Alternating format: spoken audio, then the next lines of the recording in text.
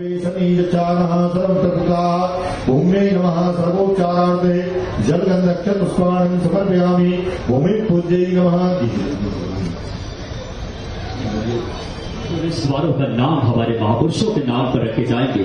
इसी कार्यक्रम में नर्मदापुरम रोड पर भोज नर्मदा द्वार का भूमि पूजन अपनी शुभ हाथों से माननीय मुख्यमंत्री मध्य प्रदेश डॉक्टर मोहन यादव जी, माननीय विश्वास के रासारंग जी, माननीय मंत्री मध्य प्रदेश, माननीय कृष्णा गौर जी, माननीय मंत्री मध्य प्रदेश, माननीय सांसद आलोक शर्मा जी, माननीय महापौर महोदया आदरणीय मालती राय जी, आदरणीय किशन सूर्यवंशी जी निगम अध्यक्ष, माननीय रविंद्र यति जी जिला अध्यक्ष भोपाल, माननीय तीरथ सिंह जी, माननीय हमारे सभी गणमान्य एक एक व्यक्तित्व, आदरणीय श्री राहुल कोठारी जी, आदरणीय श्री हमारे सभी MIC मेंबर, और एक बार जोरदार तालियां बोलिए नर्मदे नर्मदे हर। इसी भाव के साथ जो मां हमारी नर्मदा जीवन दायिनी है।